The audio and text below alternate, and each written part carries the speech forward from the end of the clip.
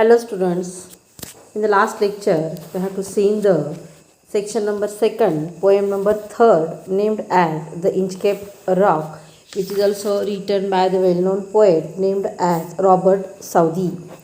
See, open your books on page number 105. In the last lecture we have to see in the Sir Ralph, who is a pirate, bent over from the boat and he cut the bell from the Inchcape Rock. Now, down sunk the bell with a gurgling sound. The bubbles arose and burst around. Quoth Sir Ralph, the next who comes to the rock won't blaze the abbot of Aberbrothok. आता इथं gurgling sound. आता इथं gurgling sound means what here? Gurgling, this is a sound word.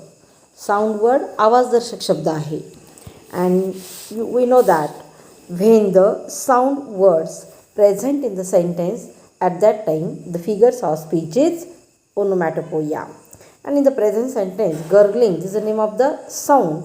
So in the present sentence, the figures of speech is onomatopoeia.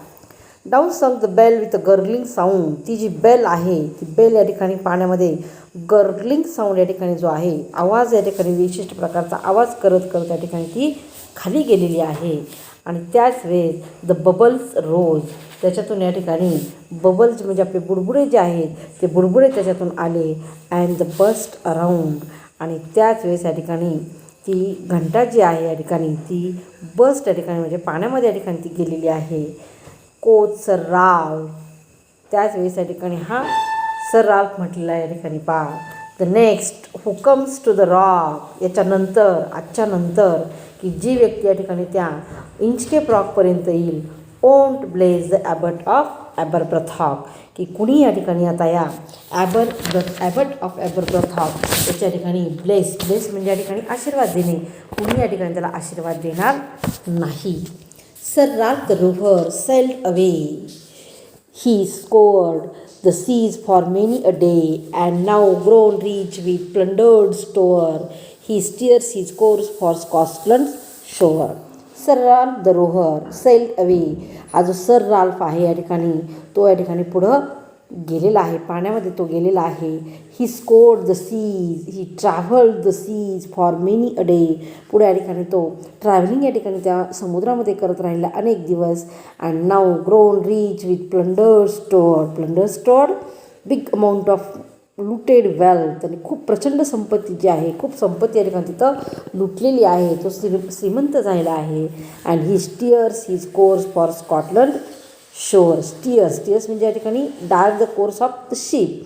Tears his course for Scotland shore, स्कॉटलंडच्या दिशेला या ठिकाणी तो नंतर गेलेला आहे. So thick a haze over spread the sky, they can not see the sun on हाय.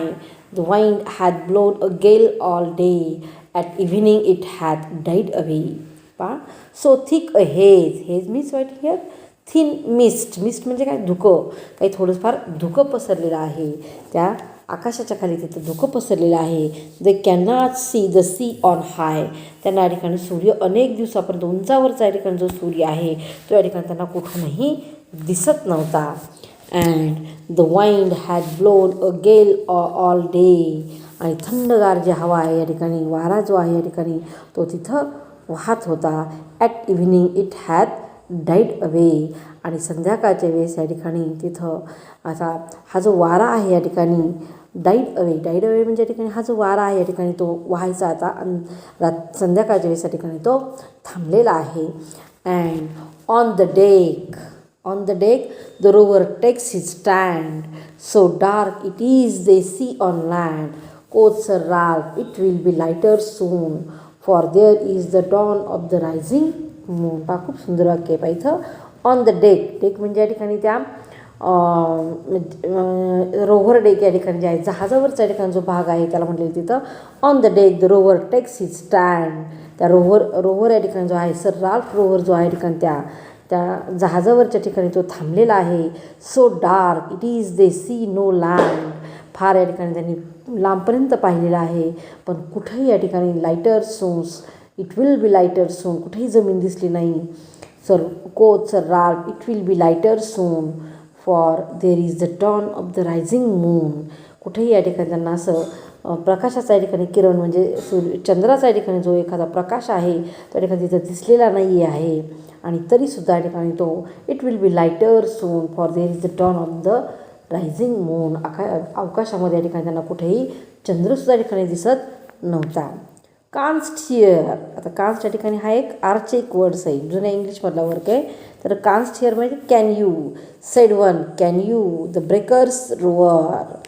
कुणी या ठिकाणी विचारा ठिकाणी for methinks we should be near the shore now where we are I can not tell but I wish I could hear the land Inchcape bell. Canst hear. Canst hear म्हणजे can you. कुणी या ठिकाणी त्याला विचारते can you hear. Can you hear कुणी ऐकतं आहे का, कोणाला आवाज येतो आहे का. द ब्रेकर्स रोअर आवाज येतो आहे का, ठिकाणी कोणाला लाटांचा आवाज येतो आहे का. For methinks I think we should be near the shore. आपण या ठिकाणी कदाचित त्या किनाऱ्याच्या जवळ आहोत का.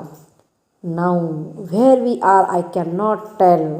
त्यावेळेस त्यांनी उत्तर दिलं या ठिकाणी for where we are I can not tell. आपण कुठं आहोत या ठिकाणी मला काही सांगता येणार नाही नेमकं. बट आय विश परंतु मला असं वाटतं I could hear the Inchcape bell. कुणीतरी या ठिकाणी म्हटलं या ठिकाणी I wish I could hear the Inchcape bell. आणि आता जवळ या ठिकाणी आपण जर त्या किनाऱ्याच्या जवळ जर असू तर या ठिकाणी आपल्याला तिथं त्या इंचकेप रॉकचा इंचकेप जे या ठिकाणी जे आहे रॉकवर ज्या ठिकाणी असताना ज्या ठिकाणी बेल आहे त्याचा या ठिकाणी कदाचित आवाज येईल. दे हिअर नो साऊंड. कोणालाही कुठल्याही प्रकारचा आवाज या ठिकाणी येत नव्हता. The swell is strong. त्यानंतर या ठिकाणी लाटांचा आवाज थोडासा या ठिकाणी मोठा झालेला होता. Though the wind hath fallen they drift along till the vessel strikes with a shivering shock. O Christ it is the Inchcape rock. आता या ठिकाणी दे हिअर नो साऊंड. त्यांना कुठलाही आवाज या ठिकाणी तिथं येत नव्हता. The swell is strong. परंतु या ठिकाणी पाण्याचा आवाज या ठिकाणी जो आहे लाटांचा आवाज आहे. लाटांचा आवाज ऐकून एकदम थोडासा जास्त येत होता, मोठमोठ्याने येत होता. Though the wind hath fallen they drift along till the vessel strikes with a shivering shock. आणि त्यांच्यानंतर लक्षात आलं या ठिकाणी की हा आवाज या ठिकाणी जो आहे की त्या लाटांचा आवाज आहे की ज्या लाटा या ठिकाणी तिथं त्या जहाजावरती या ठिकाणी धडकत आहेत. जहाजाला त्याच्यामुळं हादरा बसत आहेत. आणि त्यांना असं वाटलं या ठिकाणी थोडंसं की आपण कदाचित त्या इंचकेप रॉकजवळ आलेलं आहोत म्हणून. परंतु त्यांच्या लक्षात आलं या ठिकाणी की आपलं जे जहाज आहे ते जहाज या ठिकाणी त्या इंचकेप रॉकवरती आदळलेलं आहे. Sir Ralph the rover tore his hair he cursed himself in his despair. The waves rush in every side the ship is sinking beneath the tide. खूप सुंदर वाक्य. Sir Ralph the rover tore his hair. त्याला या ठिकाणी त्याला म्हणजे आता टोर his hair म्हणजे केस ओढणे म्हणजे या ठिकाणी काय की त्याला राग आलेला आहे. या ठिकाणी स्वतःचाच राग आलेला आहे. ही cursed himself in his despair. तो नर्वस झालेला आहे. डिस्पेअर म्हणजे काय, नर्वस होणे किंवा नाराज होणे. की तो या ठिकाणी स्वतः नर्वस झालेला आहे, निराश झालेला आहे. आणि म्हणूनच the waves rush in every side. प्रत्येक बाजूने या ठिकाणी तिथं त्या वेव्जचा या ठिकाणी जो पाण्याचा या ठिकाणी जे वेव्ज आहे त्याचा आवाज येत होता. The ship is sinking beneath the tide. Tide म्हणजे या ठिकाणी काय, समुद्र येणारी जी भरती आहे त्या भरतीचा आवाज या ठिकाणी त्याला येऊ लागलेला आहे. The ship is sinking. जहाज फुटलेला आहे. आणि त्याच वेळेस बिनीथ द टाईड. आणि आता ते पाण्यामध्ये या ठिकाणी हळूहळू बुडू लागलेलं आहे. But even in his dying fear. परंतु शेवटच्या क्षणीसुद्धा डाईंग फिअर मृत्यूच्या शेवटच्या क्षणीसुद्धा one dreadful sound could the rover here.